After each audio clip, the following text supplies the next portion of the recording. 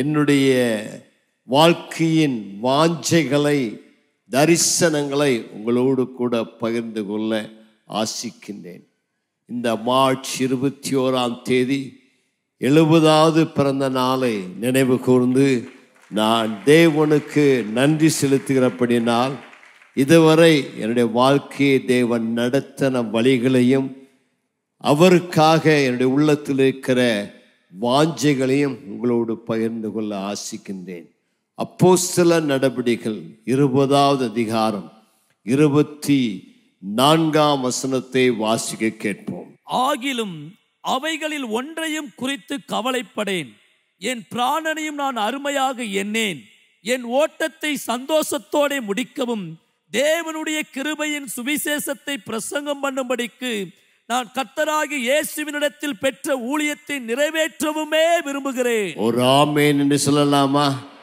அப்போஸ்தலனாகிய பவுல் தன்னுடைய ஊழியத்தின் பாதையிலே எபேசு சபையிலே தன்னுடைய முடிவான நாட்களை செலவழிக்க ஆயத்தப்படுகிற நாளிலே எபேசு சபையாருக்கு சொல்லுகிறார், இனி நீங்கள் என் முகத்தை பார்க்க மாட்டீர்கள், உங்களோடு கூட 3 வருடம் நான் சஞ்சரித்து தேவ ஊழியத்தை செய்த என்று சொல்லி விதமான வார்த்தையில் சொல்லுகிறான். பிராணனை நான் அருமையாக எண்ணவில்லை, எதையும் குறித்து கவலைப்படல, எனக்கு ஒண்ணுதான் என்னுடைய வாழ்க்கையின் நோக்கமா இருக்கிறது, ஓட்டத்தை சந்தோஷத்தோடு முடித்து தேவன் என் கரத்தில் கொடுத்த அந்த கிருபையின் சுவிசேஷத்தை, இயேசு கிறிஸ்துவினிடத்தில் பெற்ற ஊழியத்தை நான் நிறைவேற்ற வாஞ்சியாயிருக்கிறேன் என்று சொல்லுகிறார். கைகளை உயர்த்தி ஆமென் என்று சொல்லலாமா? என்னுடைய வாழ்க்கையின் வாஞ்சியம் அதுதான். என்னுடைய ஊழியத்தின் ஓட்டத்தை சந்தோஷத்தோடு முடித்து ஆண்டவராய் இயேசு என்னை நம்பி என் கரத்தில் கொடுத்த அவருடைய சத்திய சுவிசேஷ ஊழியத்தை நிறைவேற்றி அவருடைய ராஜ்யத்துக்குள் கடந்து செல்ல வாஞ்சிக்கிறோம். கர்த்தருக்கு மகிமை உண்டாவதாக.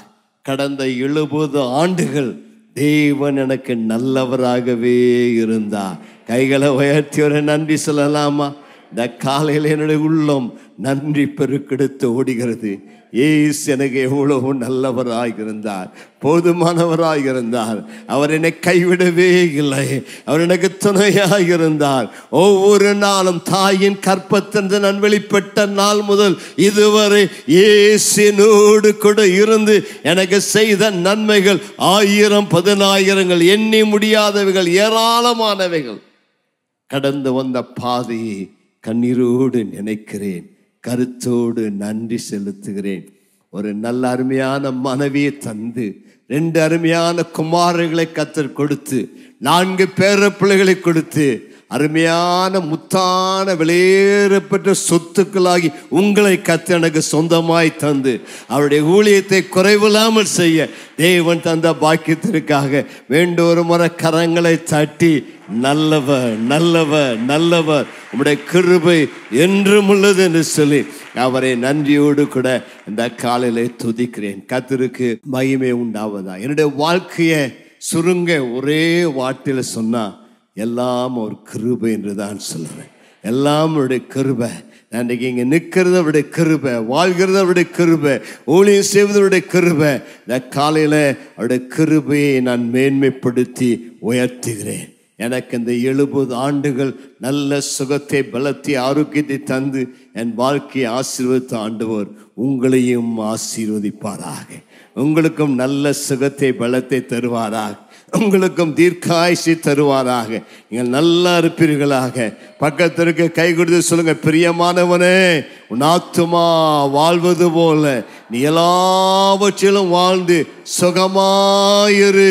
கர்த்தர் உங்களுக்கு நீடித்த ஆயுசு காலத்தை தருவாராக. நல்ல சுகமாயிருப்பீர்களாக.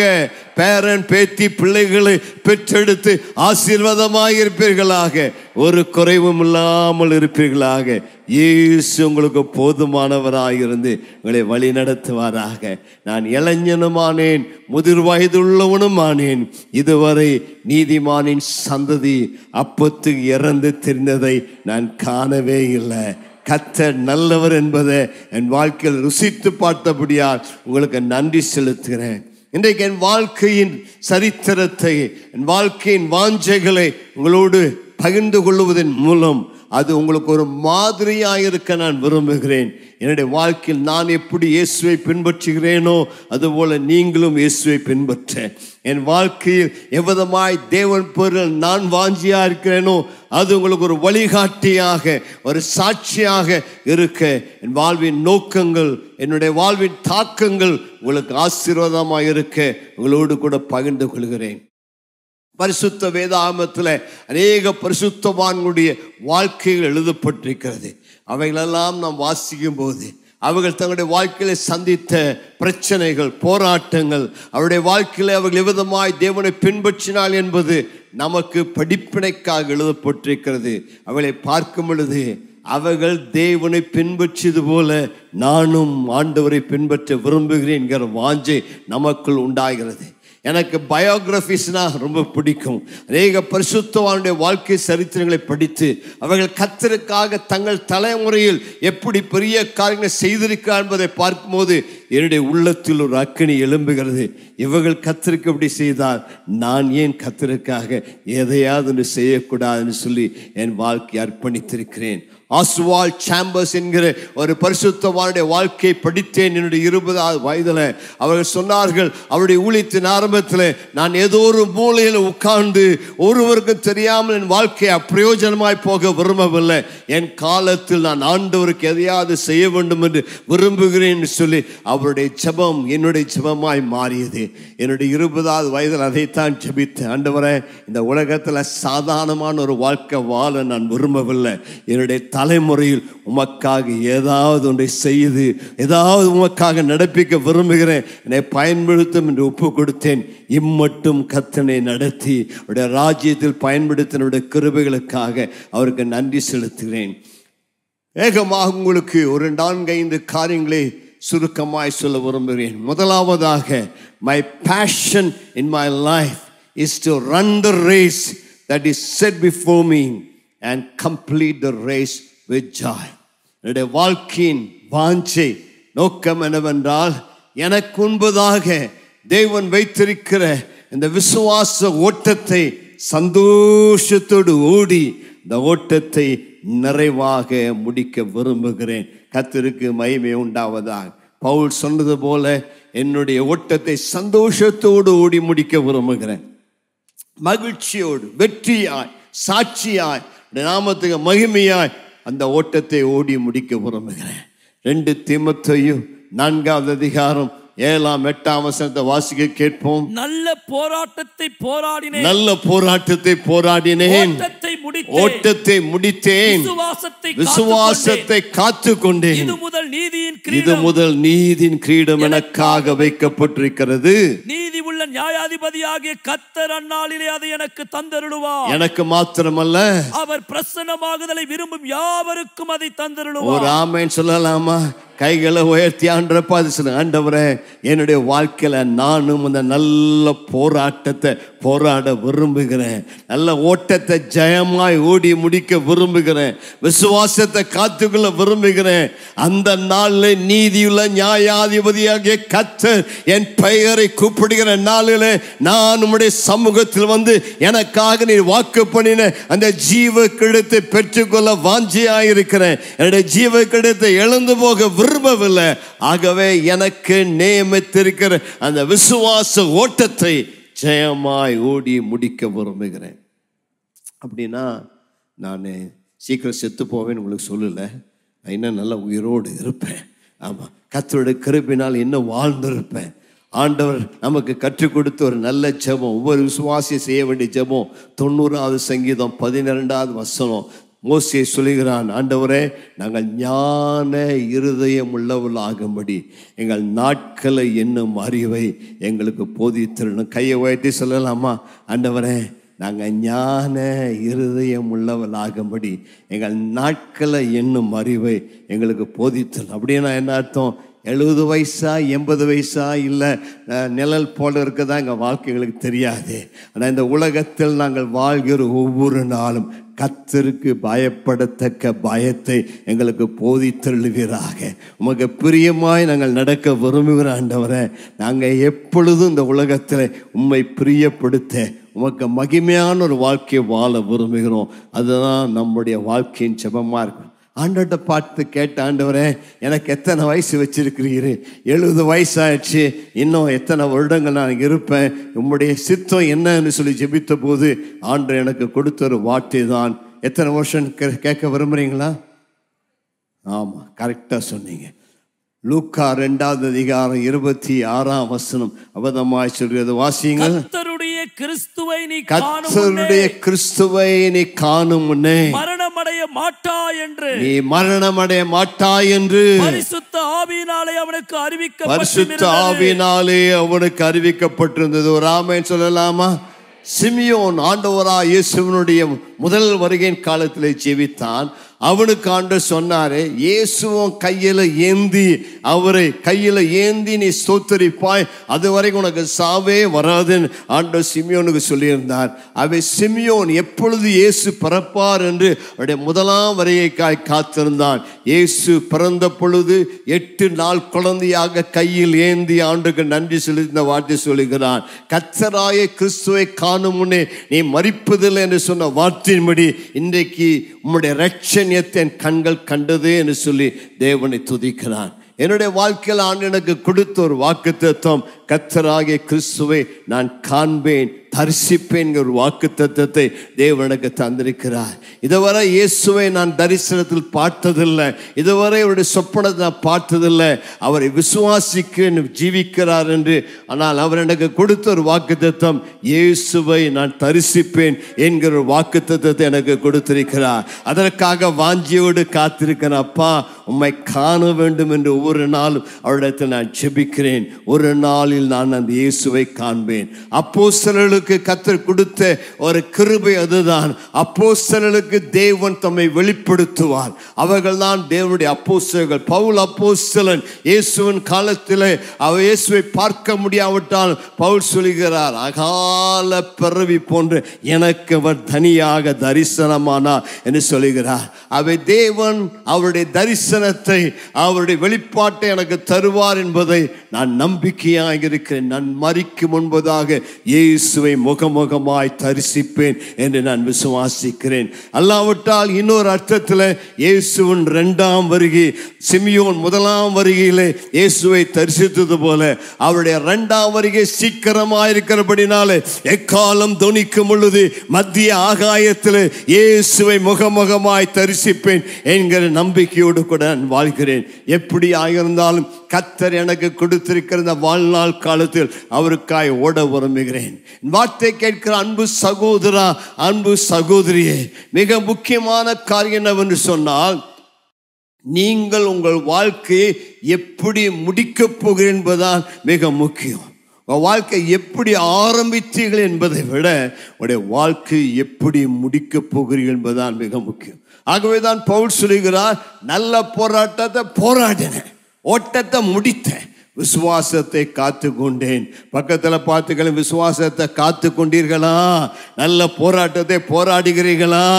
ஆமாம், உங்கள் வாழ்க்கை நீங்கள் இப்பொழுது எப்படி ஓடிக்கொண்டிருக்கிறீர்கள்?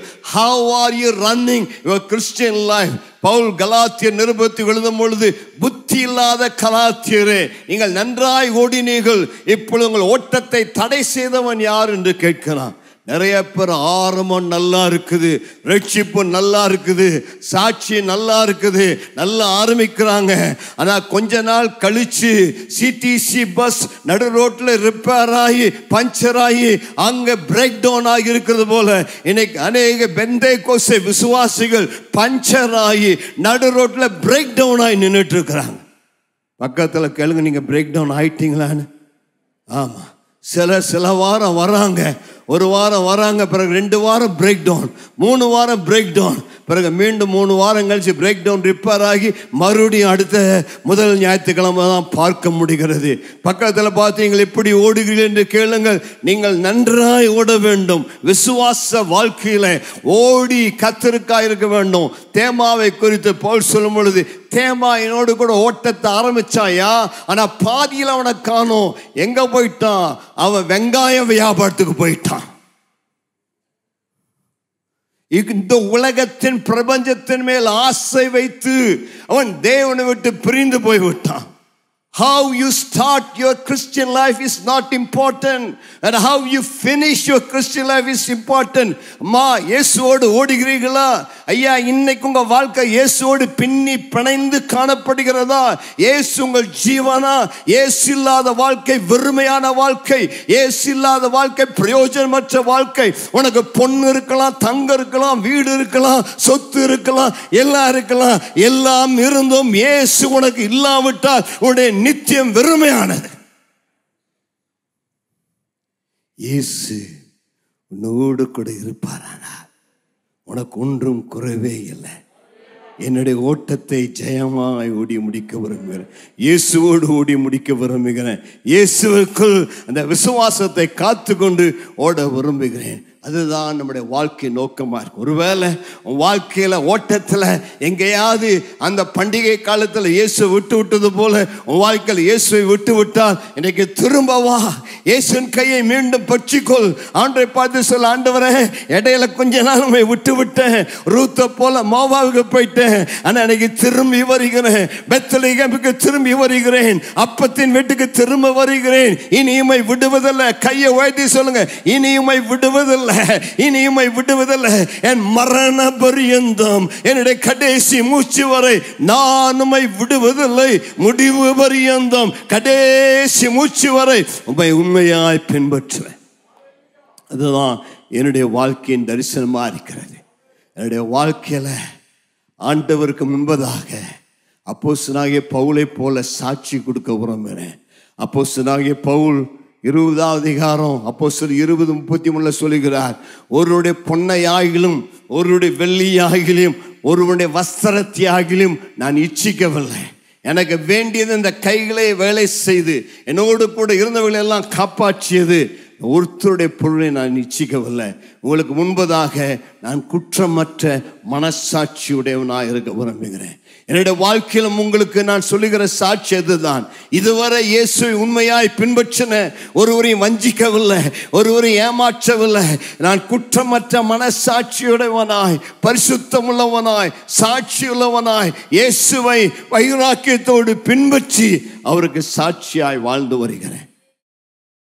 இச்சைகளை விழாதபடி, பாவத்தில் விழாதபடி என்னுடைய வாலிப வயதிலிருந்து 70 வயது வரையும் தேவனுடைய சுத்த கிருபையினால் என் வாழ்க்கையை ஜெயமாய் ஓட கர்த்தர் கிருபை செய்தார். கைகளை உயர்த்தி ஒரு ஆமென் சொல்லலாமா?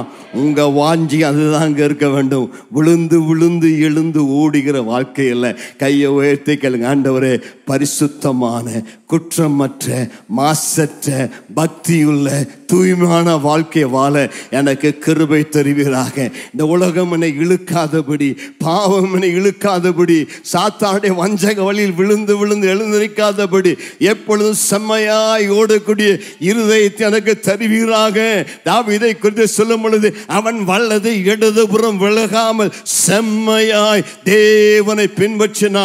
அன்பு சகோதரா, அன்பு சகோதரியே, அதனுடைய ஜபமா இருக்கட்டும், அதனுடைய வாஞ்சையா இருக்கட்டும், அதனுடைய நோக்கமா இருக்கட்டும். ஆண்டவரே, எனக்கு நீர் கொடுத்த அந்த வாழ்க்கை பயணத்தில் எப்பொழுதும் உண்மையாய்மை பின்பற்ற விரும்புகிறேன், செம்மையாய்மை பின்பற்ற விரும்புகிறேன், நேர்மையாய்மை பின்பற்ற விரும்புகிறேன். அங்கிங்க பார்க்க விரும்பமல்ல, குற்றமற்ற மனசாட்சியோடு, தூய மனசாட்சியோடு பரிசுத்தமாய் மக்காய் வாழ்ந்து உடைய ராஜ்யத்தில் வர விரும்புகிறேன். ஐயா, அம்மா, உடைய வாழ்க்கையில நீ ஒரு அற்புதம் செய்து முக்கியம் அல்ல, நீ 4 பிசாசை துரத்து பெரிய காரியம் அல்ல. அதெல்லாம் ஆண்டவர் கொடுத்த கிருபைகள். நீ ஆண்டவருக்காக ஏதாவது பெருசா செய்யணுங்கிறது முக்கியம் இல்லை. உன் ஜீவித சாட்சியை பரிசுத்தமானாய் காத்து கொண்டு தேவராஜ்யத்துக்குள் பிரவேசிப்பதுதான் மிக முக்கியமானது. என்னுடைய வாழ்க்கை அடிக்கடி சொல்ல வார்த்தை இதுதான், character is more important than charisma. என்னுடைய வாழ்க்கை வரங்களை காட்டிலும் கனிகள் மிக முக்கியமானது. அந்த மனசாட்சி சுத்தமான வாழ்க்கை. கர்த்தாவே, யார் உம்முடைய கூடாரத்தில் ஏறுவான், யார் உம்முடைய பரிசுத்த ஸ்தலத்தில் வாசம் பண்ணுவான்? உத்தமனாய் நடந்து நீதியை நடப்பித்து மனதார சத்தியத்தை பேசுகிறவன் தானே. அவன் புறங்குறாம, பொய் சொல்லாம, கபடாய் ஆணையிடாம, வட்டிக்கு தன் மனத்தை கொடுக்காம பரிசுத்தமாய் வாழ்கிறவனே, உம்முடைய பரிசுத்த ஸ்தலத்தில் ஏறுகிறவன். கையை உயர்த்திக்கல், இந்த பரிசுத்தத்தை வாஞ்சிக்க ஆண்டவரே. உமக்கு உண்பதாய் உண்மையாய் நடக்க விரும்புகிறேன். கபடு இல்லாம, ஏமாற்றாம, இயேசு எனக்குள் இருக்கிறபடினால அவர் நடந்தபடி அவருக்கு பிரியமான ஒரு வாழ்க்கையை, ஒரு சுத்தமான மனசாட்சியோடு கர்த்தரை ஆராதிக்க விரும்புகிறேன். குற்றம் உண்டு குற்றமில்லை என்று சொல்கிற மனசாட்சி அல்ல, பரிசுத்தமான மனசாட்சியா வாழ விரும்புகிறார். 2 கொரிந்தியர் 4:2 சொல்லுகிறது, வெட்கமான அந்தரங்க காரியங்களை நாங்கள் வெறுத்து தந்திரமாய் நடவாமல், வேத வசனத்தை புரட்டாமல், சத்தியத்தை வெளிப்படுத்துகிறனாலே தேவனுக்கு முன்பாக எல்லா மனுஷருடைய மனசாட்சிக்கும் எங்களை உத்தமன் என்று விளங்க பண்ணுகிறோம். அதுதான் பவுல் அப்போஸ்தலனுடைய சாட்சி. கள்ள உபதேசத்தை போதிக்கல. உங்களுக்கு இந்த 40 ஆண்டுகளுக்கு மேலாக ஊழியத்தை செய்கிறோம். சத்தியத்தை சத்தியமாய் போதிக்கிறோம். கர்த்தருடைய வார்த்தையை கபடமில்லாமல் திவ்ய மனதோடு சத்தியத்தை தெளிவாய் போதிக்கிறோம். பணத்திற்காக அல்லாவிட்டால் வஞ்சக உபதேசத்துக்காக அல்லாவிட்டால் வேறு தவறான காரியங்களுக்காக சத்தியத்தை போதிக்காதபடி உண்மையான இதயத்தோடு சத்தியத்தை போதித்து வருகிறோம். என்னுடைய வாழ்க்கையினுடைய நோக்கம் அதுதான். கடைசி மூச்சு வரை இயேசுவுக்காக வாழ்ந்து, இயேசுவை பிரசங்கித்து, இயேசுவை அறிவித்து, இந்த விசுவாசத்தை காத்து கொண்டு ஜெயத்தோடு ஓட்டத்தை ஓடி முடிக்க கர்த்தர் கிருபை செய்வாராக. கைகளை உயர்த்தி ஒரு ஆமேன், ஒரு ஹல்லேலூயா. எங்களுக்கு அப்படியே உதவி செய்யுங்க ஆண்டவரே.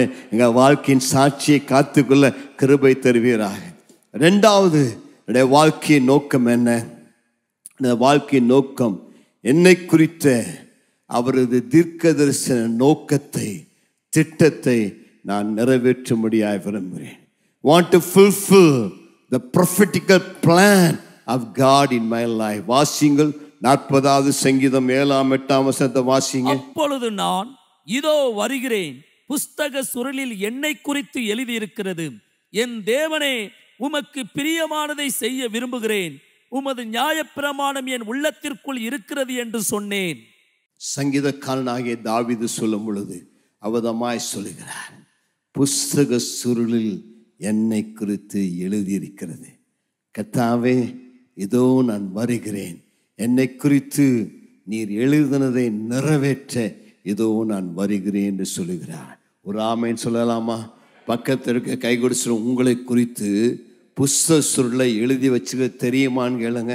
ஆமாம், உங்களை குறித்து தேவன் தம்முடைய புத்தகத்தில் எழுதி வைத்ததை வாசித்தீங்களான்னு கேளுங்க. ஆண்டவர்கிட்ட கேட்டீங்களா? என்னை குறித்து உங்கள் புஸ்தக சுருளை என்ன ஆண்டவரை எழுதி வச்சிருக்கேன்னு என்னைக்காவது கேட்டுருக்கிறீங்களா? ஆமாம், இந்த உலகத்தில் பிறந்த ஒவ்வொருவரை குறித்தும் பரலோகத்தில் ஒரு புஸ்தகம் உண்டு. பக்கத்தில் பாசிலும் உங்களை குறித்து ஒரு புஸ்தகம் வச்சிருக்கிறாரு. உலகத்தில் இருக்கிற எல்லா லைப்ரரியில் இருக்கிற எல்லா புக்கை விட மிக முக்கியமான புக்கு உங்களை பற்றி எழுதி வைக்கிற புக்கு தான். உங்களை பற்றிய புக்கை படிச்சிருக்கீங்களா? உங்களை பற்றிய பெயரில் கர்த்தர் என்ன எழுதி வச்சிருக்கான்னு. ஒரு மனுஷன் செத்தான், பரலோகம் போனான், அவனுடைய புக்கை ஆண்டை திறந்து காமிச்சார். அதில் ஆமாம், பெரிய புக்கில் கொஞ்சம் பேஜ் தான் எழுதியிருந்துச்சு, மீதி பேஜெல்லாம் காலி ஆரம்பிச்சு. ஆண்டரை பார்த்து கேட்டேன், என்ன ஆண்டவரே, இந்த ஃபஸ்ட்டு பேஜ் தான் நிரம்பி இருக்குது, மீதி பேஜெல்லாம் நிரம்பலையான்னு கேட்டான்.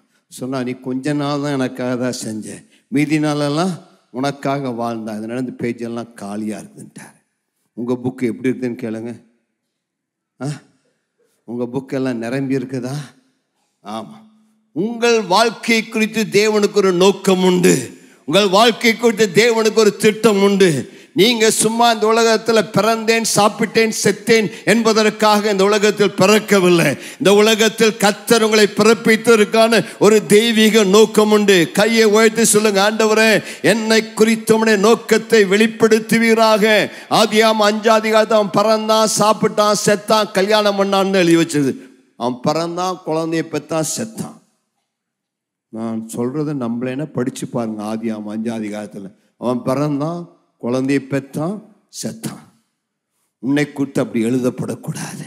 கையை வச்சு, ஆண்டவரே என்னை குறித்து இவன் தன் காலத்தில் தேவ சித்தத்தின்படி செய்து அவன் மரித்தான் எழுத வேண்டும். கையை வச்சு சொல்லுங்க, என்னுடைய காலத்தில் இவன் தேவ சித்தத்தின்படி செய்து பிறகு தன் பிதாக்களோடு அடக்கம் பண்ணப்பட்டான் என்று தாவீதை குறித்து எழுதின வார்த்தைகள் என்னை குறித்தும் எழுதப்பட வேண்டும். உன்னை குறித்து தேவனுக்கு ஒரு நோக்கம் உண்டு, உன்னை குறித்து தேவனுக்கு ஒரு திட்டம் உண்டு. நீ சும்மா ஆண்டவனை இந்த உலகத்தில் பிறப்பிக்கவில்லை, உன்னை சும்மா கத்த இந்த உலகத்தில் ரட்சிக்கவில்லை.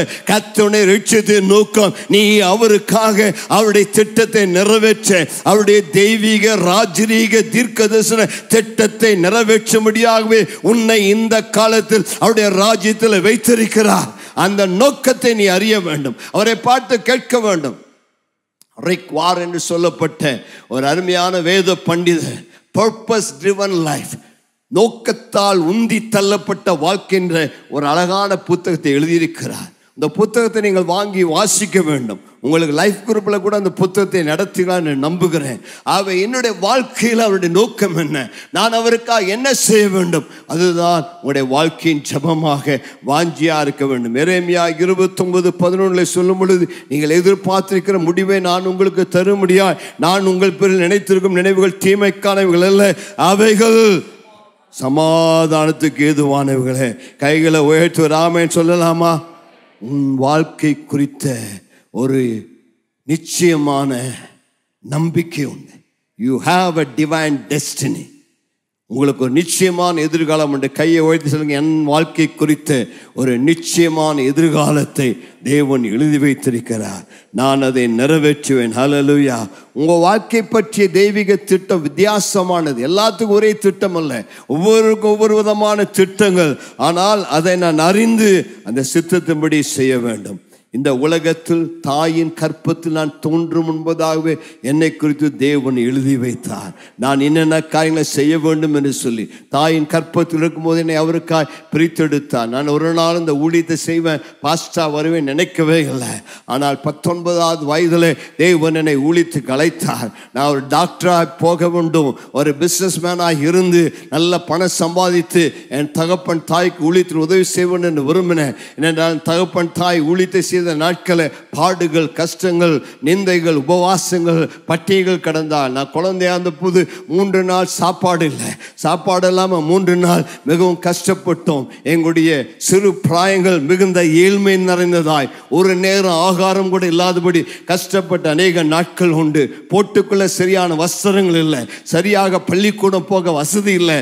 அவதமான ஏழ்மை குடும்பத்தில் தான் நாங்கள் வளர்ந்தோம். அதனால ஊழியம் வேண்டாம், வேற ஏதாவது நல்ல வேலை செய்யலான்னு யோசித்தோம். ஆனால் 19வது வயதில் தேவ அழைப்பின் சத்தம் கேட்டேன். அவருக்கு என்ன என் வாழ்க்கையை ஒப்பு கொடுத்தேன். அவருடைய சித்தம் செய்ய கத்திருந்த 49 ஆண்டுகள் என்னோடு கூட இருந்து எனக்கு நல்லவராகவே இருக்கிறார். கைகளை உயர்த்தி ஹல்லேலூயா சொல்லலாமா? அவர் என்னை கைவிடவே இல்லை, அவர் என்னை விட்டு விலகவே இல்லை, எனக்கு போதுமானவராக இருந்தார். 49 ஆண்டுகளில் அற்புதமாய் ஆச்சரியமாய் அவருடைய ஊழியத்தின் பாதையிலே வழிநடத்தினார். என் வாழ்க்கையில் அவருடைய நோக்கத்தை நிறைவேற்ற கர்த்தர் கிருபை செய்தார். கடந்த 49 ஆண்டுகள் ஊழியத்தில் பல பாடுகள், பல சோதனைகள், பல சவால்கள். ஆனால் அழைத்த தேவன் உண்மையுள்ளவர், அவர் நல்லவர். என் ஆண்டவரை சேவிப்பதை விட என் வாழ்க்கையில வேற பாக்கியம் இல்லை. அதுதான் வாழ்க்கையின் மேன்மை. எங்களுக்கு கிடைத்த பாக்கியம். நானும் என் மனைவி சேர்ந்து 43 ஆண்டுகளாக ஒன்றாய் சேர்ந்து கர்த்தரை சேவிப்பதை விட இந்த உலகத்தில் வேறே பாக்கியம் எதுவுமே கிடையாது. அப்பேற்பட்ட பெரிய பாக்கியத்தை, ஆசீர்வாதத்தை கர்த்தர் எங்களுக்கு தந்திருக்கிறார்.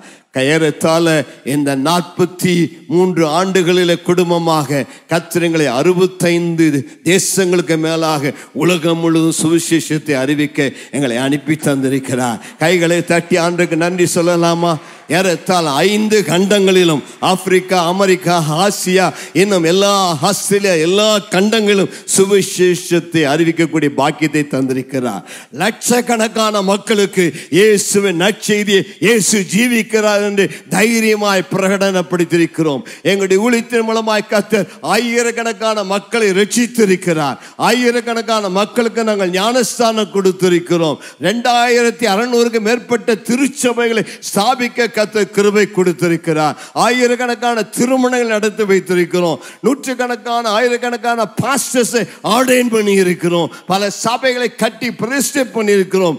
கர்த்தர் எங்களை கொண்டு செய்த காரியங்களை சொல்ல நேரம் போதாது. பரலோகம் அதற்கு சாட்சி கொடுக்கிறது. ஆனால் இந்த என் கைகளை உயர்த்தி எல்லாம் அவருடைய கிருபை.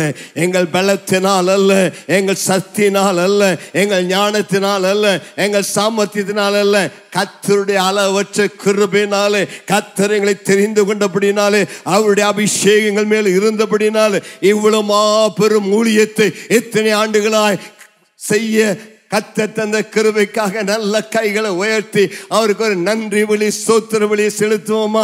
இத்தனை ஊழியங்களை செய்கிறதுக்கு நானே மாத்திரம், என்னுடைய குடும்பம் மாத்திரம், எல்லாம் அவர் கிருபை கிருபை கிருபை கிருபை கிருபை.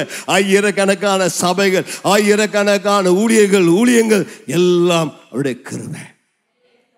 அந்த காலையில பவுலை போல சொல்லுகிறேன், பிலிப்பியர் 3:13-14, நான் அடைந்தாயிற்று, முற்றிலும் தேறினவனானேன் என்று எண்ணாதபடி கிறிஸ்து இயேசுவினால் நான் எதற்காக பிடிக்கப்பட்டேனோ அதை பிடிக்கும்படியாக ஆசையாய் தொடருகிறேன். கைகளை உயர்த்தி ராமன் சொல்லலாமா? என்னுடைய நான் எல்லாம் செஞ்சு முடிச்சிட்டேன்னு சொல்லலை. ஆண்டவர் மட்டும் கொடுத்த கிருபையினால ஏதோ சில ஊழியங்களை செஞ்சிருக்கிறோம், இதோ சில சபையை ஸ்தாபித்திருக்கிறோம். நான் இன்னும் அவருடைய நோக்கம் பெரியது, இன்னும் அவருடைய திட்டம் பெரியது, இன்னும் செய்ய வேண்டிய வேலைகள் ஏராளம், இன்னும் அவருக்காய் செய்ய வேண்டிய காரியங்கள் அநேகம் உண்டு. அவைகளை செய்ய தொடர்ந்து ஓடுகிறோம். கைகளை உயர்த்தி சொல்லுங்க, ஆண்டவரே என்னுடைய கடைசி மூச்சு வர உமக்காய் ஓட வேண்டும். நல்ல கையை அசைத்து சொல்லுங்க, உமக்காக என்னுடைய வாழ்க்கையில் ஏதாவது செய்ய வேண்டுமே, உடைய நோக்கத்தை நிறைவேற்ற வேண்டுமே. உம்மா சாதாரண ஒரு வாழ்க்கையை நான் முடிக்க விரும்பலப்பா. என் காலத்தில், என் தலைமுறையில் தேவ திட்டத்தை நிறைவேற்ற வேண்டும். என்னை குறித்து புஸ்தக சுருளி எழுதனை நிறைவேற்ற வேண்டும். போன வருஷத்தில் குடும்பமாக இஸ்ரவேல் தேசத்துக்கு போயிருந்தோம், ஜெபம் பண்ணோம். குடும்பங்களாக ஜெபம் பண்ண பொழுது திரும்ப எங்களுக்கு வந்த வார்த்தை எதுதான், உங்களை குறித்து புஸ்தக சுருளில் எழுதப்பட்டதை நிறைவேற்ற கிருபை தருவீராக என்று நாங்கள் கண்ணீரோடு கூட செபித்தோம். ஏமேன். நம்மை குறித்து எழுதப்பட்ட வார்த்தைகள், சொல்லப்பட்ட தீர்க்க திட்டங்கள் நிறைவேற வேண்டும். அதற்காக அர்ப்பணித்து வாழ்கிறேன். மூன்றாவதாக என்னுடைய வாழ்க்கையின் வாஞ்சை என்ன? கர்த்தர் எனக்கு கொடுத்த தரிசனங்களை எப்படியாவது நிறைவேற்ற நான் பிரயாசப்படுகிறேன். I want to fulfill the visions that God has given me. அப்போஸ்தலர் நடபடிகள் 26வது அதிகாரம் 19ஆம் வசனத்தை வாசிங்க. ஆகையால் அகிரிப்பா ராஜாவே, நான் அந்த பரம தரிசனத்துக்கு கீழ்ப்படியாதவனாய் இருக்கவில்லை. நான் அந்த பரம தரிசனத்துக்கு கீழ்ப்படியாதவனாய் இருக்க விரும்பவில்லை. அப்போஸ்தலனாகிய பவுல் இயேசுவை தமஸ்கு வீதியிலே சந்தித்தார். தமஸ்கு வீதியிலே சந்தித்த பொழுது ஆண்டவரை பார்த்து கேட்டார், நீர் யார் என்றான். ஆண்டவர் சொன்னார், முள்ளில் உதைக்கிறது உனக்கு கடினமாம் என்றார். அதற்கு அவன் ஆண்டவரை பார்த்து கேட்டான், ஆண்டவரே நான் உமக்காக என்ன செய்ய வேண்டும் என்று இருக்கிறேன் கேட்டான். அதற்கு ஆண்டவனுக்கு சொன்னான், நான் புறஜாதிகளுக்கு ஒளியாய் அனுப்ப போகிறேன். நீ ராஜாக்களுக்கு என் சத்தியத்தை அறிவிப்பாய், இஸ்ரவேல் ஜனத்தை ரட்சிப்பாய், அநேக புறஜாதிகளை என்னிடத்தில் வழிநடத்துவாய் என்று சொல்லி அவனுக்கு ஒரு பிளானை கொடுத்தார், தரிசனத்தை கொடுத்தார். அவன் கடைசி மூச்சு வர தரிசனம் தரிசனம் தரிசனம் தரிசனம் ஓடுனா. அவனை எதுவும் தடுத்து நிறுத்த முடியல. சிறைச்சாலையில் போட்டாங்க, கல்லடித்து கொன்றார்கள். செத்தவனை போல கீழே விழுந்தான். பலமுறை சிறைச்சேதம் பண்ணப்பட்டான். பலமுறை கப்பல் சேதத்தில் இருந்தான். என்னதான் பாடுகள் வந்தான் சொன்னான், அந்த பரம தரிசனத்திற்கு நான் கீழ்ப்படியாது நான் இருக்க விரும்பலை. இப்போ எங்க இருக்கிறான்? அவருடைய வாழ்க்கையின் கடைசி காலகட்டத்தில் அகிரிப்பா ராஜா முன்பதாக நியாயம் விசாரிக்கப்பட்டு ரோம சிறைச்சாலையில் தள்ளப்படுவதற்காக 60 வயதுக்கு மேலான பவுல் அகிரிப்பா முன்பதாக நிற்கும் பொழுது அந்த வார்த்தை சொல்லுகிறான், அகிரிப்பா ராஜாவே, தேவன் அன்றைக்கு எனக்கு அந்த பரம தரிசனத்தை கொடுத்தார் ஐயா. அந்த தரிசனத்துக்கு நான் கீழ்ப்படியாதனா இருக்க விரும்பவில்லை. எப்படியாவது தரிசனத்தை நிறைவேற்றி அவருடைய ராஜ்யத்துக்கு செல்ல விரும்புகிறேன். I am ready to pay any cost. I am ready to pay any price for that vision to be fulfilled. எனக்கு ஆண்டவர் கொடுத்த அந்த தரிசனத்தை நிறைவேற்றுவதற்கு எந்த விலை கிரயத்தும் செலுத்த நான் ஆயத்தமா இருக்கிறேன். கையை உயர்த்தி ஒரு ஆமேன்னு சொல்லுங்க. ஆண்டவரே, எனக்கு ஒரு தரிசனம் கொடுங்க. கையை உயர்த்தி கேட்பீங்களா? என்னை ஒரு சொப்பனக்காரனா மாற்றுங்க, என்னை ஒரு தரிசனக்காரனா மாற்றுங்க. யோசேப்புக்கு 17 வயசுல ஒரு சொப்பனம் கொடுத்தார், யாக்கோபுக்கு ஒரு தரிசனம் கொடுத்தார், ஆபிரகாமுக்கு ஒரு சொப்பனம் கொடுத்தார். ஒவ்வொரு தேவ பிள்ளையின் உள்ளத்திலும் ஒரு சொப்பனம் பிறப்பதாக. கையை உயர்த்தி கேளுங்களேன். ஆண்டவரே, என் குடும்பத்தை குறித்து, என் வாழ்க்கை குறித்து, என் எதிர்காலத்தை குறித்து எனக்கு ஒரு சொப்பனத்தை தருவீர், என்னை ஒரு சொப்பனக்காரனாய் மாற்றுவீராக. எனக்குள்ளே உம்முடைய சொப்பனம் கொழுந்து விட்டு எரிவதாக. அடுத்த 10 ஆண்டுகளை நான் என்ன செய்ய வேண்டும், உமக்காக, உம்முடைய ராஜ்யத்துக்காக நான் என்னத்தை செய்ய வேண்டும் என்பதை எனக்கு காண்பிப்பீராக. நான் அடிக்கடி பண்ணக்கூடிய ஒரு பிரசங்கம், வாட் டு யூ see? சகரியாவே, நீ என்னத்தை காண்கிறாய்? பக்கத்தில் பார்த்துங்கள், நீ என்னத்தை காண்கிறாய்? எப்போது சாப்பாட்டையே பார்த்தீங்கன்னா சாப்பாட்டு ராமனா இருப்பீங்க. ஆமாம், எப்போதும் எதை பார்க்குறீங்களோ அது மாதிரி தான் இருப்பீங்க. நீங்கள் என்னத்தை பார்க்குறீங்க? சகரியா ஒரு பொன் குத்து விளக்கை பார்த்தான், தேவனுடைய திருச்சபை பார்த்தான், ஒரு எழுப்புதலை பார்த்தான், தேவ சபை கட்டப்படுவதை பார்த்தான். அவை கர்த்தர் அவனை கொண்டு பெரிய காட்சி செய்தார். எனக்கு ஒரு சொப்பனம் தாரு ஆண்டவரே, எனக்கு ஒரு தரிசனம் தார ஆண்டவரே. சின்ன வயதிலிருந்து கர்த்தர் எனக்கு சொப்பனத்தை கொடுத்தார். ரட்சிக்கப்பட்ட பொழுது ஒரு சொப்பனத்தை கொடுத்தார். திரளான எண்ண முடியாத ஜனங்களுக்கு முன்பதாக நின்று நான் சுவிசேஷத்தை அறிவிப்பதை என்னுடைய 12 வயசுல அல்லது 12லேருந்து 15 வயசுகளை கொடுத்தா. எத்தனை வயசு எனக்கு ஞாபகம் இல்லை. நான் இளம் வயதில் ஒரு சொப்பனத்தை பார்த்தேன். எண்ண முடியாத திரளான ஜனங்களுக்கு முன்பதாக நின்று சுவிசேஷத்தை அறிவிப்பதை. கைகளை உயர்த்தி ஒரு ஆமென் சொல்லலாமா? அந்த தரிசனத்தை நோக்கி ஓடிக்கொண்டே இருக்கிறேன். இன்னும் அந்த திரளான ஜனங்களை பார்க்கல.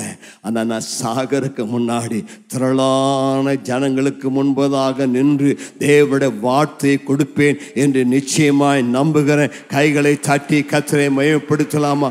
லட்சக்கணக்கான மக்களுக்கு முன்பதாக வாழ்க்கையில் பல முறை பல லட்சங்களுக்கு முன்பாக என்ன பிரசங்கம் பண்ணியிருக்கிறேன். ஆனால் வெறும் ஒரு சுவிசேஷ கூட்டம் அல்ல, திரளான மக்கள் இருக்கிற சபையில் நின்று கர்த்தருடைய வார்த்தையை கொடுக்க வேண்டும். அதுதான் என்னுடைய தரிசனம். அநேக லட்சங்களுக்கு முன்னாடி நின்று பிரசங்கம் பண்ணக்கூடிய பாக்கியத்தை கர்த்தர் கொடுத்துருக்கிறார் பல கூட்டங்களை. ஆனால் ஆயிரங்கள் லட்சங்கள் இயேசுவை பின்பற்றுகிற திருச்சபையின் ஒரு தலைவராக இருக்க நான் விரும்புகிறேன். அதுதான் என்னுடைய தரிசனம். சின்னதுலேருந்து கர்த்தர் எனக்கு அநேக தரிசனத்தை கொடுத்தார்.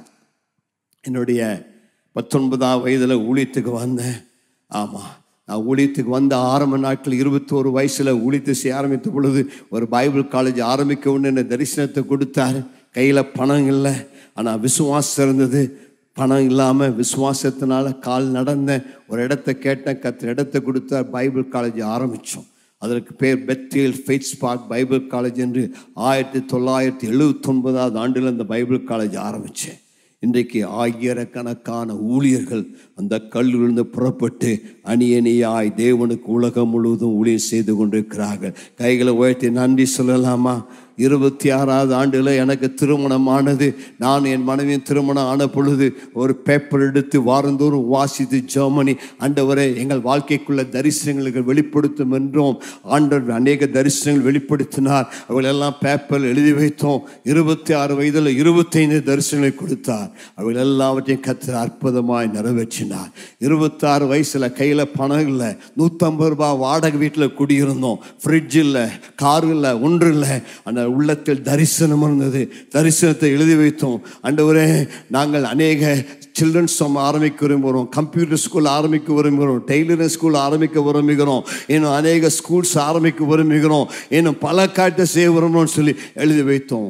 அந்த ஜெபத்தை கேட்டு 40க்கும் மேலான சமூக ஊழியங்களை ஆரம்பிக்க கர்த்தர் கிருபை செய்தார். கைகளை தட்டி ஆண்டுக்கு நன்றி சொல்லலாம். 26 வயதில் அந்த ஊழியங்களெல்லாம் கர்த்தர் எங்களுக்கு கொடுத்தார். இந்த ஊழியங்களை செய்தோம். பெரிய காரியங்களை கர்த்தர் 1981ஆவது ஆண்டிலிருந்து 90ஆவது ஆண்டு வரைக்கும் அநேக ஊழியத்தை செய்தோம். என்னுடைய 35வது வயதில் கர்த்தர் சபையை குறித்த ஒரு பாரத்தை கொடுத்தார். அப்போ அந்த பைபிள் காலேஜ் ஊழியன் போயிட்டு இருந்தேன். ஆண்டவர் சொன்னார், இல்லைடா நீ சர்ச்சுக்கு வந்து இந்த சர்ச்சை எடுத்து உன் அப்பாவோட வந்து அந்த ஊழியத்தை செய்யினார். என் தம்பி கையில் அந்த சர்ச்சை கொடுத்துட்டு போயிருந்தேன். ஆண்டவர் திருமணை வந்து சர்ச்சை எடுக்க சொன்னார். ஆகவே 1986 நினைக்கிறேன் வந்து சபை எடுத்தேன். 84 86 சபை எடுத்து அந்த ஊழியத்தை நானும் பாஸ்டர் மாமாய் சேர்ந்து கட்டினோம். 1991 ஆண்டில் இந்த ஆலயத்தை கட்டி பிரதிஷ்டை பண்ண கர்த்தர் கிருபை செய்தார். கைகளை உயர்த்தி நல்ல ஆண்டுக்கு நன்றி சொல்லாமா? 91 இந்த ஆலயத்தை கட்டி முடித்தோம். நினச்சேன் அதோட என்னுடைய ஊழியம் முடிஞ்சிடுச்சு, நல்லா செஞ்சிட்டேன், இனி ஃப்ரீயாக இருக்கலாம், ரிலாக்ஸாக இருக்கலாம், 40 வயசில் நல்லா ரிலாக்ஸ்டாக இருக்கலாம்னு சொல்லி நினச்சப்பான்னு சொன்னான். இல்லைடா நீ போக வேண்டிய தூரம் வெகு தூரம், இன்னும் நீ எனக்கு அநேக காரியங்களை செய்ய வேண்டும் என்று வட இந்திய ஊழியத்தின் பாரத்தின் தரிசனத்தை கொடுத்தார். உடனே வட இந்தியாவுக்கு புறப்பட்டு சென்றோம். ஹிந்தி தெரியாது, பாஷை தெரியாது, ஆனால் சண்டிகருக்கு சென்றோம். அங்கே ஊழியத்தை ஆரம்பித்தோம். டெல்லிக்கு மிஷனரிகளை அனுப்பணும். அம்மா அதே போல அந்த இமாச்சல பிரதேசத்தில் இருக்கக்கூடியதான அந்த இடத்துல ஒரு இல்லாத இடத்துல இருக்க அல்மோரா என்கிற மலைப்பகுதிக்கு 2 மிஷனரிகளை 1987 அனுப்பணும். ஆமாம், அங்கெல்லாம் மிஷனரிஸாக போய் அநேகர் ஊழியம் செஞ்சாங்க. பிறகு 1990 நூற்றுக்கணக்கான திருச்சபைகளை பஞ்சாபில், இமாச்சல் பிரதேசத்தில், ஹரியானாவில் இன்னும் பல இடங்களை ஸ்தாபிக்க கிருபை கொடுத்தார். இன்றைக்கு தேவனுடைய கிருபையினால் இந்தியா முழுவதும் 2200க்கு மேற்பட்ட திருச்சபைகளை தந்து வட இந்தியாவில் நூற்றுக்கணக்கான சபைகளை, ஆயிரக்கணக்கான விசுவாசிகளை கர்த்தர் தந்திருக்கிறார். இவளுக்கெல்லாம் காரணம் என்ன? தரிசனங்கள். ஆமாம், அவதமான சபைகளின் ஊழியத்தை கர்த்தர் செய்ய கிருபை தந்தார். 50 வயசில் கர்த்தர் என்னுடைய தகப்பனார் ஊழியத்தினுடைய முழு பொறுப்பை என் கையில் கொடுத்தாங்க. அவர்களுக்கு வயதாகிவிட்டது, இனி என்னாடி செய்ய முடியல, நீ இந்த IPS ஸ்தாபனத்தை பொறுப்படுத்தி நடத்து, உன்னை பிரசிடென்ட் ஆக்குறேன்னு சொல்லி என்னை தலைவராக்கினாங்க. அப்பொழுது 1000 சபைகளை ஸ்தாபிக்கும் என்ற தரிசனத்தை கொடுத்து இந்தியா முழுவதும், தமிழகம் முழுவதும் 1000 திருச்சபைகளை அந்நாட்களை எழுப்ப கர்த்தர் கிருபை செய்தார். 57 வயசு ஆகும்பொழுது நினச்சேன், எல்லாம் முடிச்சுட்டேன், பைபிள் காலேஜ் ஆரம்பிச்சாச்சு, சர்ச்சஸ் ஆரம்பிச்சாச்சு, வட இந்தியாவில் ஊழியத்தை செஞ்சாச்சு, எல்லா ஊழியத்தை முடிச்சாச்சு, கர்த்தர் எனக்கு கொடுத்த ஊழியத்தை நிறைவேற்றியாச்சு, பரலோகம் போயிடலாம், எல்லாம் ஊழியத்தை செஞ்சாச்சுன்னு ஆண்டவர் சொன்னார், ஏய் இன்னொன்னுடைய ஊழியம் முடியலடா, இன்னும் எனக்கா நிறையா செய்யணும் அப்படின்னாரு. நீ இப்போவே வந்து அங்கே வந்து என்ன பண்ண போகிற? ரெஸ்ட்டு தான் எடுக்க போகிற, ரெஸ்ட் ஆகிடுவேன், அதனாடி நீ ரெஸ்ட் ஆக வேண்டாம், நீ எனக்காக ஊழியத்தை செய்யினார். மீண்டும் 60வது வயதில் 60 சொப்பனங்களை கர்த்தர் தந்தார். ஒரு ஆமேன்னு சொல்லலாமா? இன்னைக்கு 60 வயசாக இருந்தால் கையை உயர்த்திக்கலுங்க, 60 சொப்பனத்தை எனக்கு தாங்க ஆண்டவரேன்னு சொல்லி. ஆமாம், 60 வயசில் எல்லாம் சொன்னாங்க, பாஸ்டர் ரிட்டையர்ட் ஆகிற வேண்டிய வயசு, இப்போ போய் சொப்பனம் ஆக்குறீங்களேனுங்க.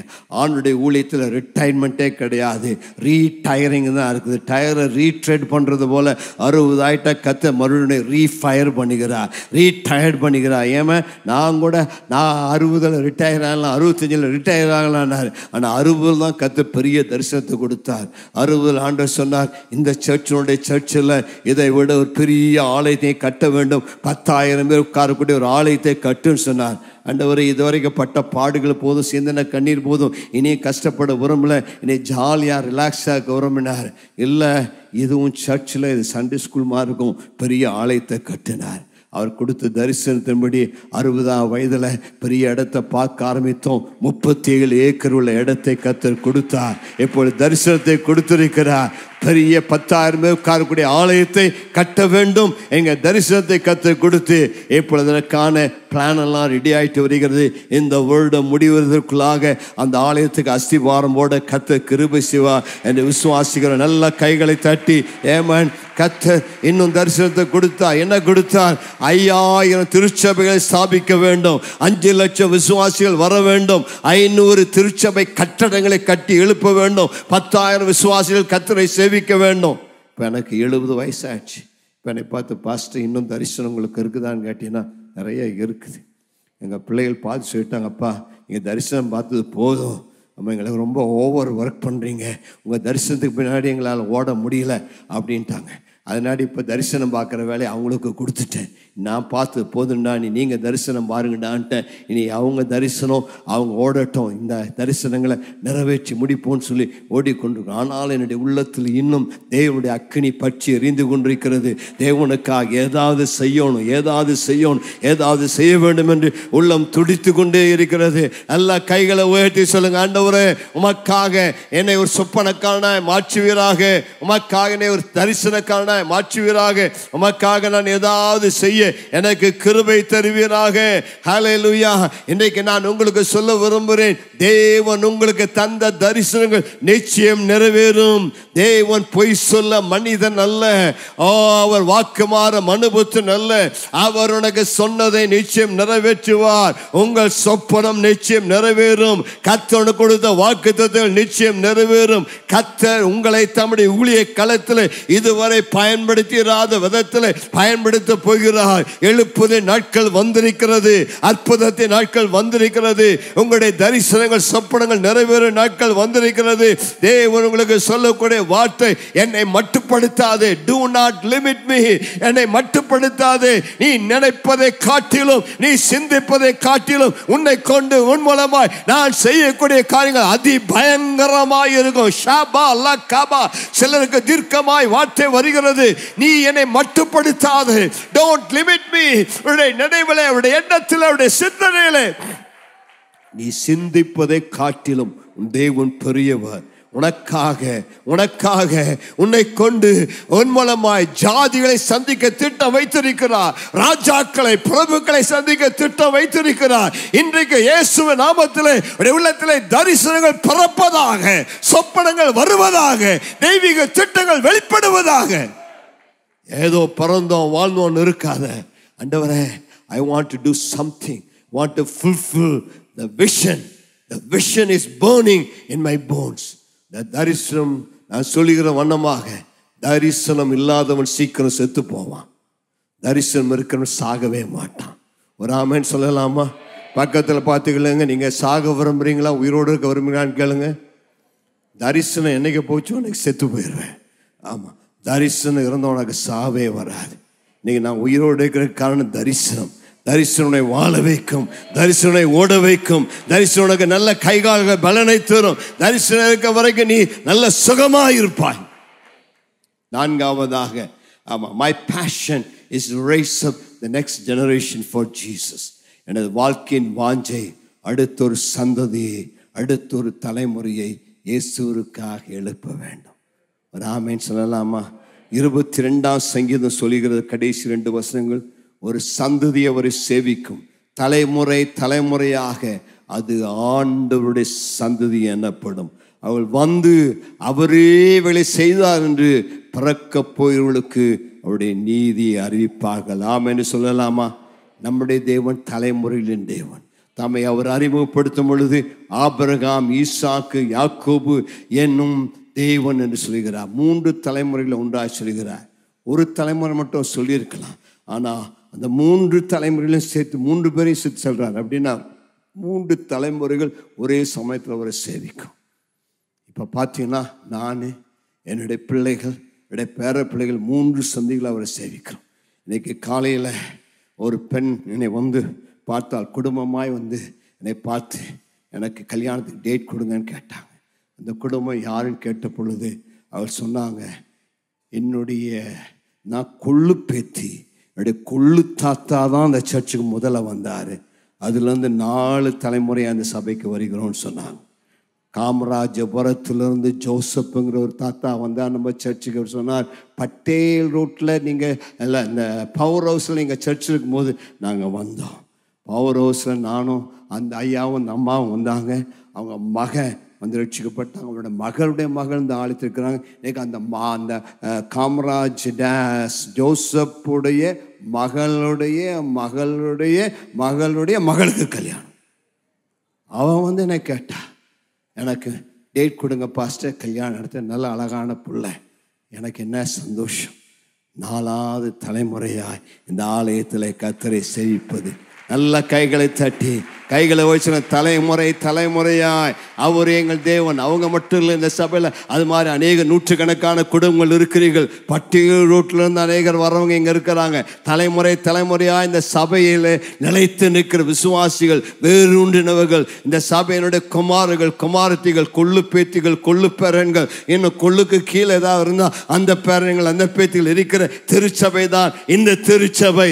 ஏமான் தலைமுறை தலைமுறையாய் இருக்கிற அஸ்திபாரங்கள் மேலே நீ கட்டப்படுவாய், தரப்பானதை அடைக்கிற பெயரை பெறுவாய். இந்த திருச்சபை தலைமுறையாய் சேவிக்கிற தேவனுடைய பிள்ளைகள். கைகளை உயர்த்தி சொல்ல, நானும் என் வீட்டார், என் பிள்ளைகள், என் சந்ததிகள், என் குடும்பங்கள் கர்த்தரை சேவிப்பார்களாக, என் பிள்ளைகளின் பிள்ளைகள் கர்த்தரை சேவிப்பாராக. இன்னைக்கு உங்களுக்கு சொல்லக்கூடிய வார்த்தை இதுதான். நாங்கள் கர்த்தரை உண்மையாய் சேவித்தோம், நாங்கள் கர்த்தருக்காக ஓடினோம். ஊழி என்பது எங்களோடு முடிந்து போவதல்ல, ஊழி என்பது ஒரு ரிலே ரேஸ். எங்களுக்கு பிறகு தேவன் அடுத்த ஒரு சந்ததி எழுப்புவார். இன்றைக்கு நாங்கள் உங்களை பார்த்து சொல்லுகிறோம், நாங்கள் இயேசுவுக்காக உற்சாகமாய் ஓடினோம், இயேசுவுக்காக பெரிய காரியங்களை செய்தோம், இயேசுவுக்காக ஊழியங்களை நடப்பித்தோம். இப்போ எங்க டைம் ஓவர் ஆகுது, இப்போ உங்க டைம் ஆரம்பமாகிறது. பக்கத்தில் பாசுறோம், திஸ் இஸ் யுவர் டைம். சொல்லுங்களேன், திஸ் இஸ் யுவர் டைம். இது உங்கள் நேரம், இது நீங்கள் சுடரை பிடித்து கொண்டு ஓடுகிற நேரம். இப்பொழுது பரிசுத்த ஆவியானவர் உங்கள் கையிலே அந்த அக்கினி சுடரை கொடுக்கிறார்,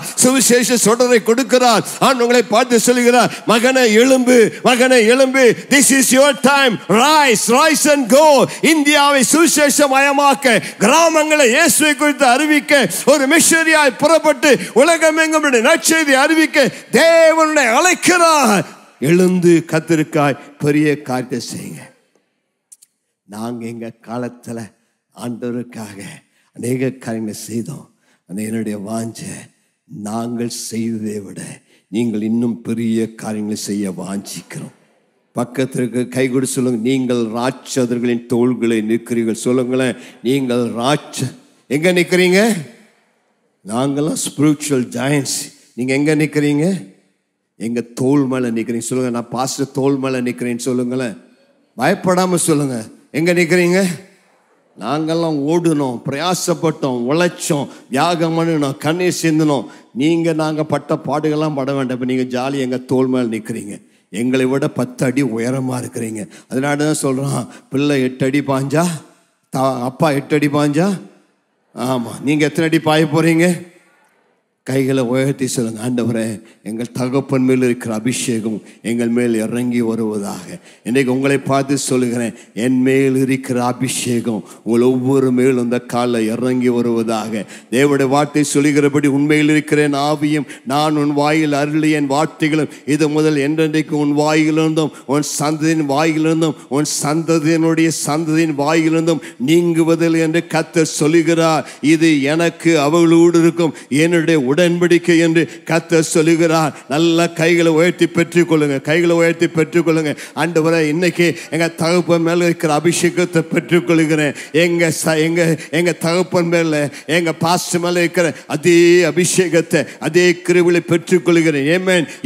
எலிசாவுக்கு அந்த அபிஷேகத்தை கொடுத்தது போல, மோசே யோசுவாவுக்கு அந்த அபிஷேகத்தை கொடுத்தது போல, பவுல் தன்னுடைய குமார்த்திகளாய் தீத்துக்கு, தீமோத்தேயுவுக்கு, ஆக்கிலார், பிரிஸ்கில்லாவுக்கு கொடுத்தது போல, இன்னைக்கு நானும் பாஸ்டமா எங்க கைகளை உயர்த்தி உங்களை பார்த்து சொல்லுகிறோம், எங்கள் மேல் இருக்கிற அதே ஆவி, அதே அபிஷேகம், அதே கிருபைகள், அதே வரங்கள், அதே வல்லமை, அதே துதி ஆராதனை, அதே வொர்ஷிப் அனாயிண்டிங் உங்க மேல டபுளா டபுளா டபுளா டபுளா டபுளா இறங்கி வருவதாக. பெற்றுக்கொள் பெற்றுக்கொள். எங்கள் மேல் இருக்கிற அப்போஸ்தல அபிஷேகம், எங்கள் மேல் இருக்கிற தீர்க்கதரிசி அபிஷேகம், எங்கள் மேல் இருக்கிற சுவிசேஷ அபிஷேகம், எங்கள் மேல் இருக்கிற தலைமையத்துவ அபிஷேகம், எங்கள் மேல் இருக்கிற அற்புத அடையாள அபிஷேகம், எங்களுக்கு கர்த்தர் கொடுத்திருக்க அதே கிருபை வரங்கள் உங்கள் மேல் இறங்கி வருவதாக. உங்கள் சந்ததி மேல் இறங்கி வருவதாக. உங்கள் பிள்ளைகளுடைய பிள்ளைகள் மேல் இறங்கி வருவதாக. உங்கள் சந்ததிகள் ஆசீர்வதிக்கப்படுவதாக. உங்கள் பிள்ளைகள் ஆசீர்வதிக்கப்படுவார்களாக. உங்கள் பிள்ளைகள் கர்த்தரை சேவிப்பார்களாக. உங்கள் பிள்ளைகள் எழுந்து பராக்கிரமான காரியங்களை செய்வார்களாக. ஷாந்தானா மாராகா போலோரா கபா. இந்த திருச்சபையிலிருந்து அணி அணியாய் ஊழியர்கள் எழும்புவார்களாக. தேசத்தை கலக்குவார்களாக. தேச தேசத்தை அசைப்பார்களாக. இந்த திருச்சபையிலிருந்து அப்போஸ்தலர்கள் எழும்புவார்களாக, சுவிசேஷகர்கள் எழும்புவார்களாக, தீர்க்கதரிசிகள் எழும்புவார்களாக, அற்புத அடையாளங்களை செய்கள் எழும்புவார்களாக, தேவனுக்காக சுடர் விட்டு ஒளி வீசி பிரகாசிக்கிற நட்சத்திரம் எழும்புவார்களாக. உலகத்தை கலக்கிறவர்கள் இங்கேயும் வந்து விட்டார் என்று சொன்ன தேவ சேனை இந்த சபையிலிருந்து எழும்புவதாக. எழும்பு. This is your time. This is your time. This is your time. My son, this is your time. இயேசுவின் வருகையின் காலத்தில் இருக்கிறோம். அறுவடை மிகுதி, அறுப்பு மிகுதி, ஆளோ குறைவு. ஆனால் ஆண்டவனை அழைக்கிறார், ஆண்டவனை அழைக்கிறார். திடன்கொள், திடன்கொள், திடன்கொள், தைரியமாயிரு, பயப்படாதே, பயப்படாதே. உன்னுடைய ஜீவனுக்கு ஈடாக ராஜாக்களை தருவார், ஆத்துமாக்களை தருவார். இயேசுவுக்காக ஏதாவது ஒன்றை செய்ய வேண்டும். கையை உயர்த்தி சொல்லுங்க, இயேசுவுக்காக ஏதாவது ஒன்று செய்யணுங்க, ஏதாவது ஒன்று செய்யணுங்க. நீ சாதிக்க பிறந்தவன், சாக பிறந்தவன் அல்ல. கையை உயர்த்தி சொல்ல, நான் சாக பிறந்தவன் அல்லையா, சாதிக்க பிறந்தவன். ஏதாவது ஒன்று செஞ்சுட்டு தான் மறிப்பேன், ஏதாவது ஒன்று நடப்பித்து கொண்டு தான் நான் ஆண்டோடைய ராஜ்யத்துக்கு போவேன். சரித்திரம் படைக்கல, சரித்திரம் படைக்க பிறந்தவன். இயேசுவுக்காக என்னுடைய வாழ்க்கையில் ஏதாவது நான் செய்ய வேண்டும். அதுதான் என்னுடைய வாழ்க்கையின் வாஞ்சை. கடைசியாக ஐந்தாவதாக என்னுடைய வாழ்க்கையின் தரிசனம் இந்த சந்ததிக்கு, இந்த தலைமுறைக்கு நான் இயேசுவை குறித்து அறிவிக்க முடியாது விரும்புகிறேன். 71வது சங்கீதம் 18ஆம் வசனத்தை வாசிங்க. இப்பொழுதும் தேவனே, இந்த சந்ததிக்கு உமது வல்லமையையும் வரப்போகிற யாவருக்கும் உமது பராக்கிரமத்தையும் நான் அறிவிக்கும் அளவும் முதிர் வயதும் நரைமயிரும் உள்ளவரைக்கும் என்னை கைவிடீராக. ஒரு ஆமென் சொல்லலாமா? என்னுடைய வாழ்க்கையின் வாஞ்சாதான் எப்பொழுது ஆண்டவரே இந்த சந்ததிக்கு, வரப்போகிற ஜனத்திற்கு உம்முடைய வல்லமையை நான் அறிவிக்கும் வர நீர் என்னை கைவிடீராக. எனக்கு ஒரே ஒரு வாஞ்சதான் அங்கே இருக்குது. அது என்ன தெரியுமா? என்னுடைய கடைசி மூச்சு வர, கடைசி சொட்டு ரத்தம் வர இயேசுவை அறிவிக்க விரும்புகிறேன், இயேசுவை அறிவிக்க விரும்புகிறேன், இயேசுவை அறிவிக்க விரும்புகிறேன். இன்னும் இந்த உலகம் இயேசுவை அறியவில்லை, இன்னும் இந்த உலகம் இயேசுவை அறிய வேண்டிய பிரகாரம் அறியவில்லை. இன்னும் இந்த உலகத்துக்கு இயேசு யாருன்னு தெரியல, இன்னும் இந்த உலகத்துக்கு என்னுடைய இயேசுவின் வல்லமை தெரியல. என்னுடைய இயேசு ஜீவிக்கிறவர், அவர் அற்புதங்களை செய்கிறவர், அவர் அதிசயங்களை செய்கிறவர், வியாதிகளை சுகமாக்கிறவர், மரித்தோரை உயிரோடு எழுப்புகிறவர், குருடரின் கண்களை திறக்கிறவர், மரித்தோரை உயிரோடு எழுப்புகிறவர், குஷ்ரோகிகளை சுகமாக்கிறவர். கைகளை உயர்த்தி சொல்லுங்க, இயேசு கிறிஸ்து நேற்றும் என்றும் என்றும் மாறாதவராக இருக்கிறார். கைகள் அசைத்து சொல்லுங்க, அவருடைய வல்லமை குறைந்து போகவில்லை, அவருடைய வல்லமை மாறவில்லை.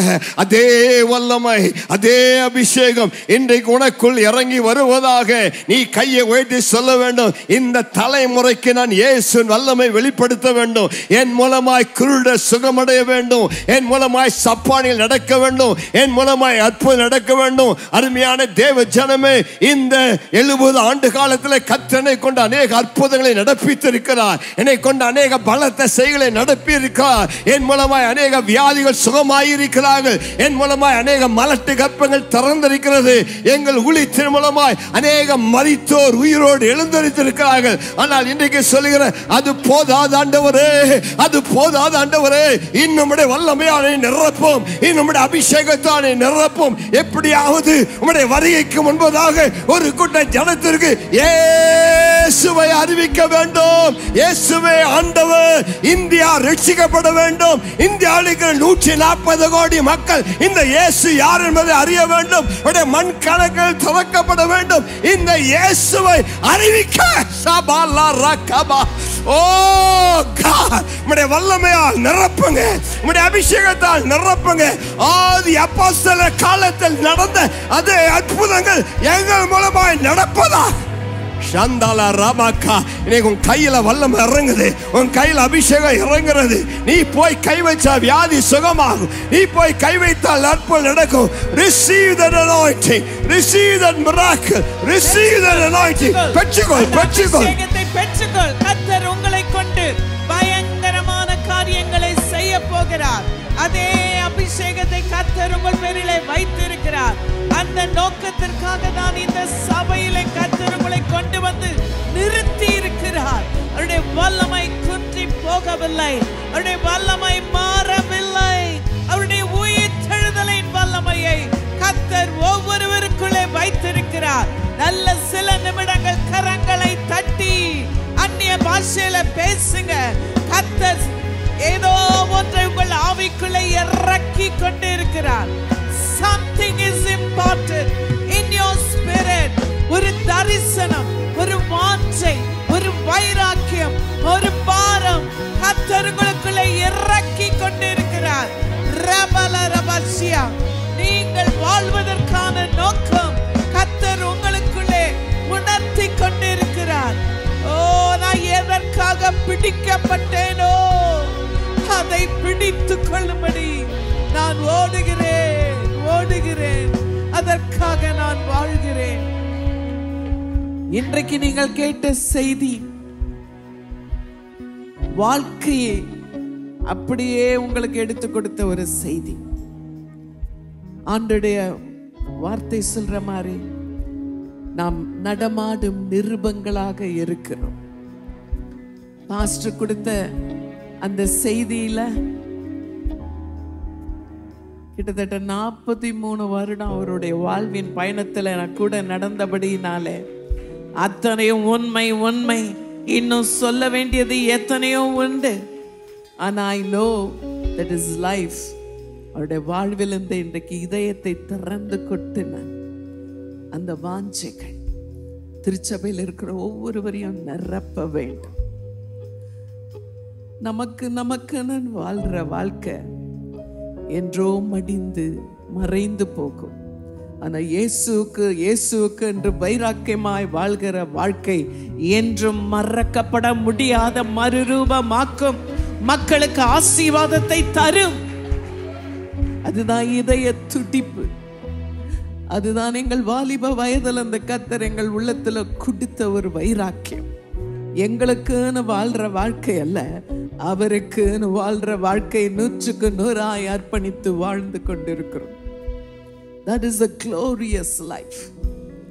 ஏதோ நான் நல்லா வாழணும், எனக்கு ஒரு நல்ல வேலை கிடைக்கணும், எனக்கு ஒரு வீடு, எனக்கு ஒரு பங்களா, எனக்கு ஒரு காரு, இதையே கனவு கண்டு இதுக்கே முக்கியத்துவம் கொடுத்து வாழ்ந்து கடைசியில மண்ணா மறைந்து போன பிறகு அவங்கள யாரும் நினைப்பார் ஒருவரும் இல்லை.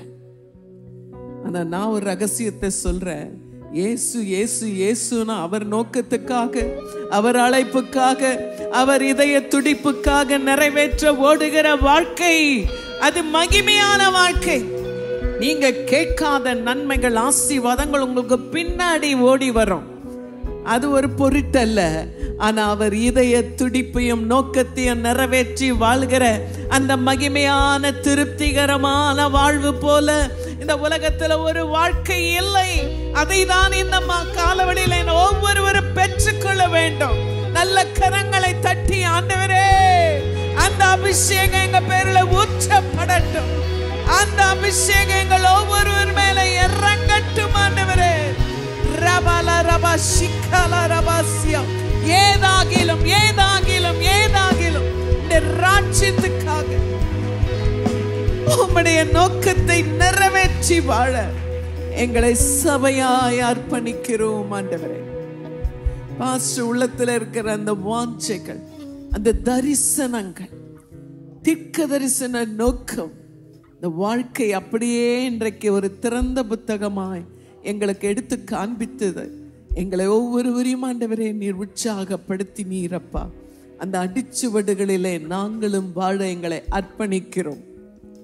ஒரே ஒரு வாழ்க்கை, அது இயேசுக்காக மாத்திரமே வாழ எங்களை சபையாய் ஒப்புக்கொடுக்கிறோம் ஆண்டவரே. இந்த தலைமுறைக்கு எங்களை ஆசீர்வாதமா வச்சிருக்கீங்க. We are not going to see the next generation. We have never seen the previous generation, but we are here with this generation. இந்த சந்ததிக்கு ஒரு தாக்கத்தை ஏற்படுத்தல்லவோ எங்களை இந்த சந்ததியிலே வைத்தீர் ஆண்டவரே. நோவா தன் சந்ததியின் நாட்களிலே நீதிமானாய் காணப்பட்டான். தாவீது தன் காலத்திலே தன் சந்ததிக்கு ஆசீர்வாதமாய் வாழ்ந்தான். கரங்களை உயர்த்தி சொல்லுங்க, நாங்க வாழ்ற இந்த சந்ததிக்கு எங்களை ஆசீர்வாத பாத்திரங்களாய் வைத்திருக்கிறீங்க அப்பா. பரலோக தரிசனம், பரலோக நோக்கம், பரலோக விருப்பம் எங்கள் ஒவ்வொரு மூலமாய் நிறைவேற எங்களை அர்ப்பணிக்கிறோம் ஆண்டவரே. எங்களை ஒப்பு கொடுக்கிறோம் ஆண்டவரே. எங்களுக்கு வாழ்ற சுயநலமான வாழ்வை நாங்கள் பலிப்பிடத்திலே வைத்து உமக்காக வாழ எங்களை அர்ப்பணிக்கிறோம். எல்லா துதியும் கனமும் மகிமையும் உமக்கே செலுத்துகிறோம். இயேசுவின் மூலம் வேண்டுகொள்கிறோம் பிதாவே, ஆமே. நல்ல கரங்களை தட்டி கர்த்தருக்கு மகிமை செலுத்துவோம். கர்த்தரை துதித்து அர்ப்பணிப்போடு கடந்து செல்வோம். கர்த்தர் நம்மை ஆசீர்வதிப்பாராக.